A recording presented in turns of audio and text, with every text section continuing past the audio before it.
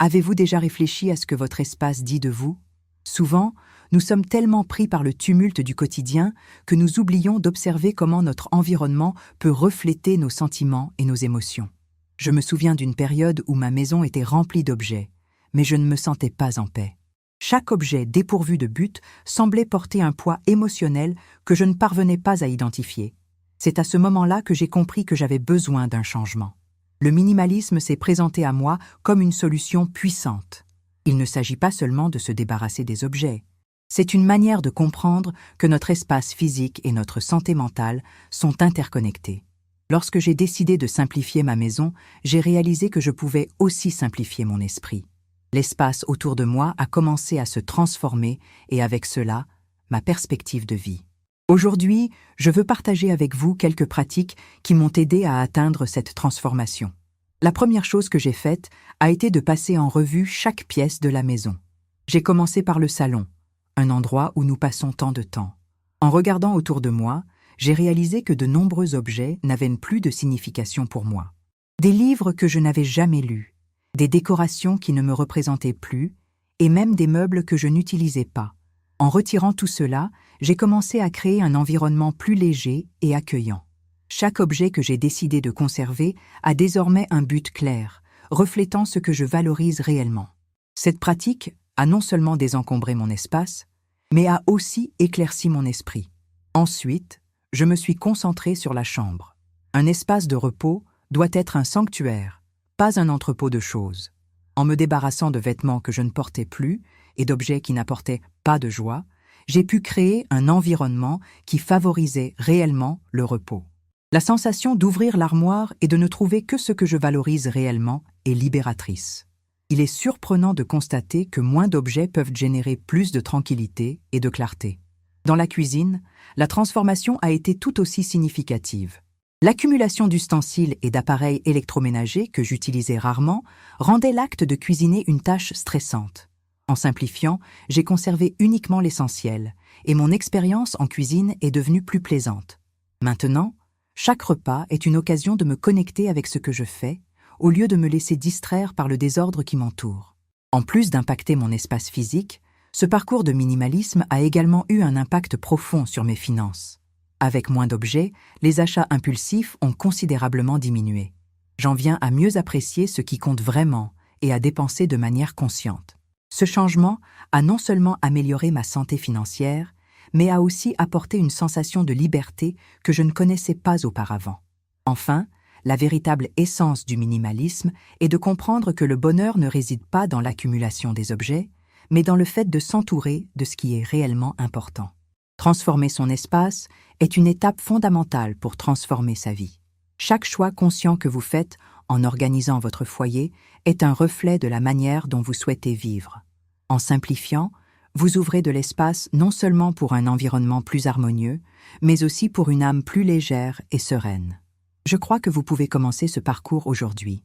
Regardez autour de vous et observez ce qui vous rend vraiment heureux. Débarrassez-vous de ce qui ne vous sert pas et laissez-vous expérimenter la légèreté qui vient avec le minimalisme. Cette transformation peut être le premier pas vers un style de vie plus équilibré et épanoui.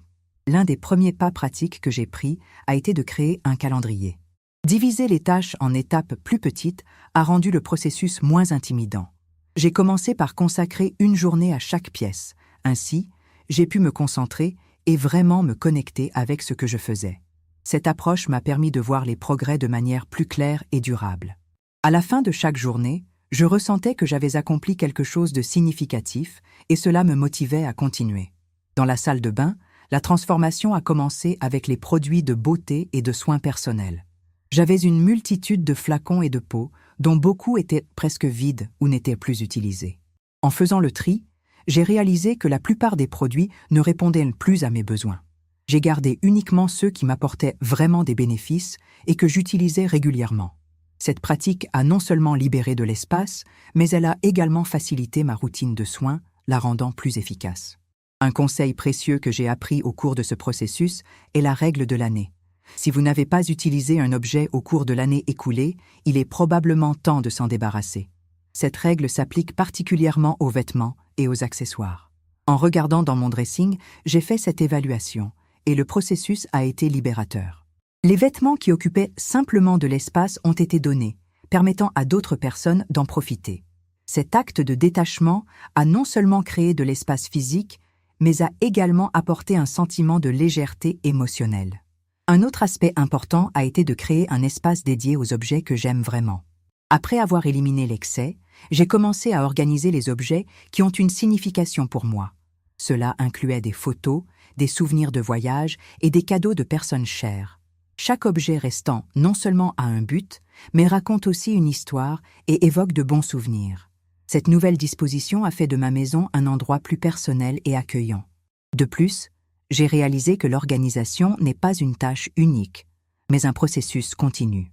Après le premier grand nettoyage, j'ai établi l'habitude de revisiter chaque pièce de temps en temps. Cela m'aide à maintenir l'ordre et à éviter que l'accumulation ne revienne. Chaque mois, je consacre quelques heures à évaluer ce qui est utilisé et ce qui peut être donné ou jeté. Cette pratique est devenue une partie de ma routine et me procure un sentiment de contrôle sur mon espace. L'expérience du minimalisme s'est également étendue à ma relation avec les achats. Avant, j'avais tendance à acheter sur un coup de tête, souvent motivé par les tendances ou les promotions. Avec le temps, j'ai appris à évaluer mes véritables besoins avant d'acquérir quelque chose de nouveau. Cela a non seulement entraîné des économies financières, mais aussi un environnement plus apaisant. Désormais, lorsque je ressens le besoin d'acheter, je me demande si l'objet apportera réellement de la valeur à ma vie. Cette réflexion m'empêche de recommencer à accumuler. Dans mon salon, l'accent sur le minimalisme s'est traduit par moins de meubles et de décorations. En optant pour un agencement plus simple, j'ai réussi à créer un espace qui favorise l'interaction et la détente. Chaque pièce a été choisie avec soin, en tenant compte de son utilisation et de son impact visuel. Ce changement a non seulement rendu l'environnement plus agréable, mais a également facilité le nettoyage et l'entretien de l'espace. Un aspect souvent négligé dans le minimalisme est la numérisation. J'ai commencé à appliquer ces principes également dans mon espace numérique, en organisant des fichiers et en éliminant les emails superflus. Un ordinateur rempli de fichiers obsolètes et d'emails accumulés peut provoquer un stress similaire à celui d'une maison en désordre.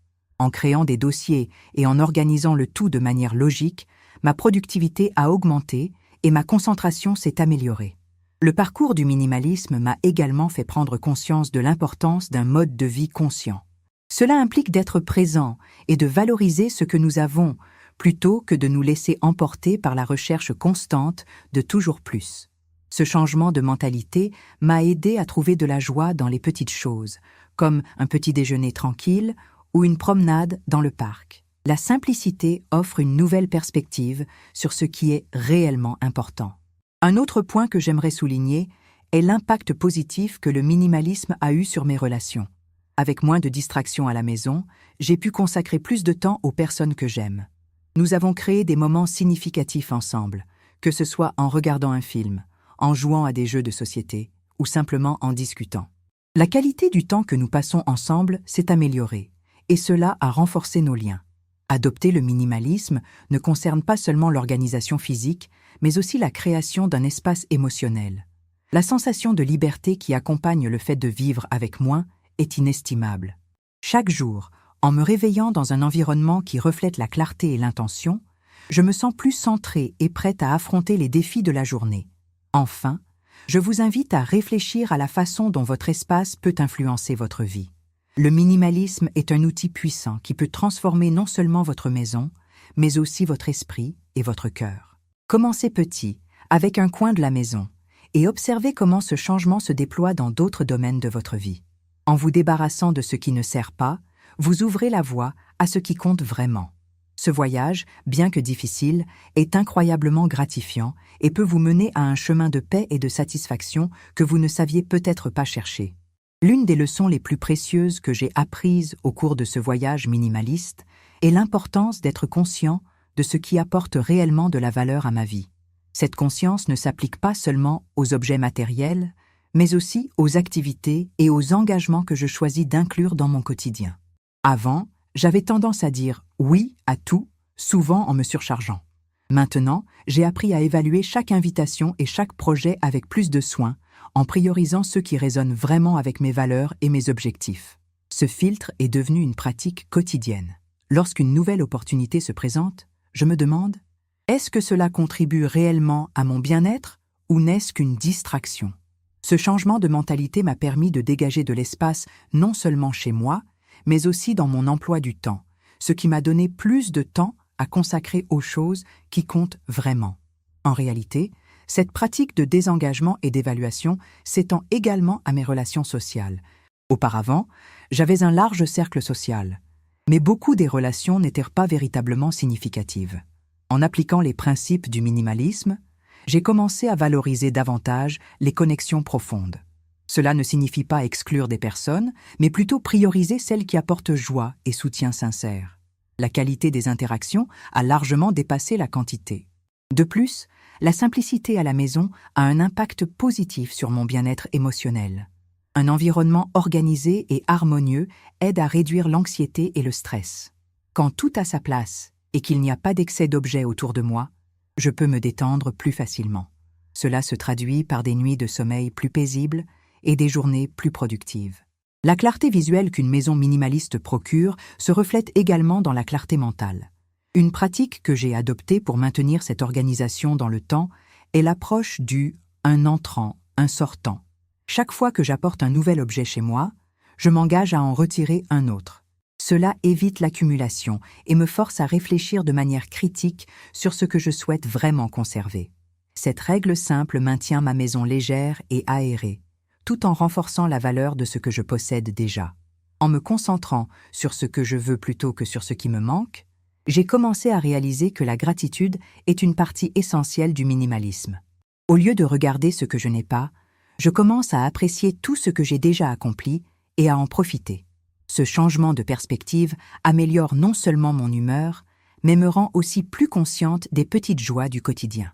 Un café chaud le matin, l'odeur d'un livre neuf ou la chaleur du soleil entrant par la fenêtre deviennent des moments significatifs. Un autre domaine où le minimalisme a eu un impact profond est l'alimentation. Avec le temps, j'ai réalisé que la quantité de produits alimentaires que j'achetais était inutile. La pression d'essayer de nouveaux produits et de suivre les tendances alimentaires me poussait à accumuler des aliments qui finissaient souvent par expirer. Maintenant, je fais des courses plus conscientes, en me concentrant sur des ingrédients frais et sains. Cela a non seulement simplifié mon alimentation, mais a également amélioré ma santé. Cuisiner est devenu un plaisir, et les repas sont devenus une occasion de me connecter à la nourriture et à ce qu'elle représente. Sur le plan financier, cette approche minimaliste a conduit à une meilleure gestion de l'argent. Avec moins de dépenses impulsives, j'ai pu économiser et investir dans des expériences telles que des voyages et des cours. Ces expériences se sont révélées beaucoup plus gratifiantes que n'importe quel objet que j'aurais pu acheter. Au lieu d'accumuler des biens matériels, j'ai commencé à accumuler des souvenirs et des apprentissages qui sont véritablement précieux. Un changement pratique que j'ai mis en œuvre a été d'établir un budget mensuel. En ayant une vision claire de l'endroit où mon argent était dépensé, j'ai pu identifier des zones de gaspillage et rediriger ces ressources vers ce qui importait vraiment. La sensation de contrôle sur mes finances a apporté une paix que je n'avais jamais ressentie auparavant. Cela m'a permis de rêver à de nouveaux projets et d'investir dans mon éducation, ce qui, à son tour, a élargi mes opportunités. Le minimalisme a également affecté ma relation avec la technologie. Auparavant, je passais des heures à naviguer sur les réseaux sociaux et à consommer du contenu inutile. Maintenant, j'ai établi des limites claires concernant mon utilisation des dispositifs numériques. J'ai désactivé les notifications et réservé des créneaux spécifiques pour me connecter avec le monde virtuel. Cette approche a non seulement réduit la surcharge d'informations, mais m'a également donné plus de temps pour des activités significatives, comme lire, méditer ou tout simplement passer du temps avec des amis et la famille. Dans un monde aussi rapide, la pratique du minimalisme est devenue un refuge. La culture du « plus, c'est mieux » est omniprésente, mais j'ai trouvé la liberté dans le fait d'avoir moins. Cela ne signifie pas que je ne recherche pas d'amélioration ou de croissance. Au contraire, je vise une croissance ciblée et significative. L'accent est mis sur la qualité et non sur la quantité. Le chemin vers un mode de vie minimaliste n'est pas une ligne d'arrivée, mais un parcours continu. L'important est d'être prêt à réévaluer et à ajuster ce qui fonctionne et ce qui ne fonctionne pas. Au fil du temps, j'ai appris que le minimalisme est une pratique qui s'adapte à mes besoins et à mes évolutions personnelles. Il m'a appris à être flexible et à embrasser l'impermanence, me permettant d'évoluer tout en maintenant la clarté et l'intention dans ma vie. Enfin, je vous encourage à explorer le minimalisme dans votre propre vie. Commencez par de petits pas et observez comment cela peut libérer de l'espace, non seulement dans votre maison, mais aussi dans votre esprit et votre cœur. La transformation peut être profonde et libératrice, menant à un état de paix et de contentement que vous n'avez peut-être pas encore expérimenté. Le chemin est le vôtre, et chaque petit geste compte. Tout au long de ce parcours, j'ai réalisé que le minimalisme s'étend également à la manière dont je me rapporte au temps. L'agitation du quotidien nous fait souvent sentir que nous sommes toujours en retard ou que nous manquons d'opportunités. En adoptant des pratiques minimalistes, j'ai commencé à prioriser les activités qui comptent vraiment et à éliminer les engagements qui n'apportent pas de valeur à ma vie. Un changement fondamental a été la façon dont je planifie ma journée. Au lieu de me surcharger avec une liste de tâches interminables, je choisis maintenant de me concentrer sur 3 à 5 priorités par jour. Cette approche rend non seulement la journée plus gérable, mais elle me permet également de consacrer du temps de qualité à des activités qui me nourrissent réellement, comme lire, faire de l'exercice ou passer du temps avec des amis. De plus, la pratique de planifier des moments de pause est devenue essentielle.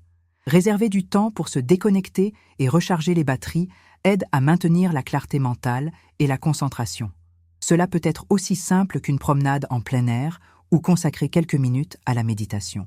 Ces pauses sont fondamentales pour préserver l'équilibre et la productivité. Un autre aspect qui a bénéficié de cette approche est la façon dont je fais des choix concernant ce que je consomme. Auparavant, j'achetais des livres, des vêtements et des gadgets sans y penser à 2 fois. Maintenant, j'ai établi un critère clair. Chaque nouvelle acquisition doit s'aligner avec mes valeurs et mes objectifs. Cela réduit non seulement le nombre d'objets que j'accumule, mais cela m'aide également à mieux apprécier ce que je possède déjà. L'alimentation, comme je l'ai mentionné précédemment, est un domaine où cette pratique se démarque. En choisissant des ingrédients frais et locaux, non seulement j'ai amélioré ma santé, mais je me suis également plus connecté à ce que je consomme. Cette connexion avec la nourriture me pousse à respecter davantage le processus de cuisine et à apprécier chaque repas. La simplicité de mon alimentation m'a également conduite à explorer de nouvelles recettes et à m'amuser en cuisine. Cuisiner est devenu une expérience créative plutôt qu'une tâche stressante. Ce changement de perspective m'a donné une plus grande satisfaction et un sentiment d'accomplissement concernant l'alimentation que j'offre à moi-même et aux autres. En ce qui concerne les relations, la pratique du minimalisme m'a amené à valoriser la qualité plutôt que la quantité.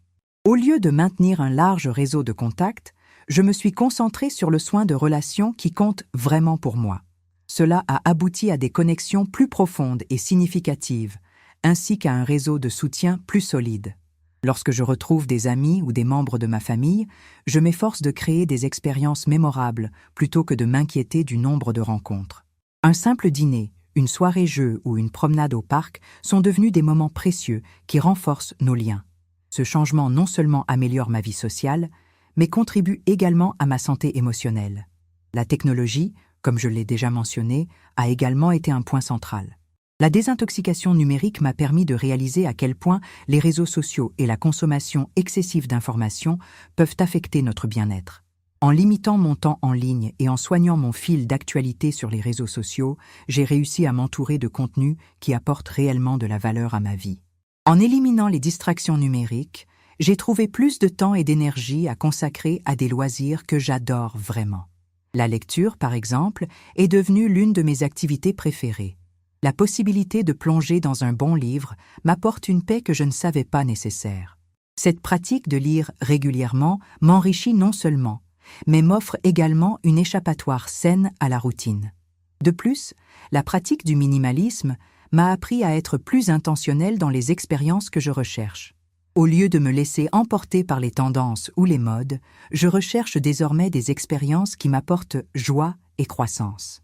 Que ce soit en voyageant dans un nouvel endroit ou en participant à un atelier, chaque expérience devient une opportunité d'apprentissage et de connexion. Enfin, il est important de souligner que le parcours vers le minimalisme n'est pas une destination fixe, mais un processus continu de découverte de soi. Tout au long du chemin, de nouveaux besoins et défis se présentent, et il est essentiel de rester ouvert aux ajustements. Cette flexibilité me permet d'adapter les pratiques minimalistes à ma vie en constante évolution. Si vous envisagez d'adopter le minimalisme, souvenez-vous qu'il n'est pas nécessaire que cela soit une transformation radicale du jour au lendemain. Commencez petit, avec un seul espace ou domaine de votre vie. À mesure que vous progressez et que vous constatez les bénéfices de ce changement, vous trouverez la motivation de continuer. Chaque pas fait vers un mode de vie plus minimaliste est un investissement dans votre paix intérieure et votre bonheur. En vous entourant de ce qui compte vraiment, vous transformez non seulement votre espace physique, mais aussi votre vie émotionnelle. Le parcours peut être difficile, mais la récompense est une vie plus équilibrée, consciente et épanouissante. Avant de partir, faites 2 choses maintenant. Respirez profondément et gardez en mémoire ce qui a touché votre cœur aujourd'hui.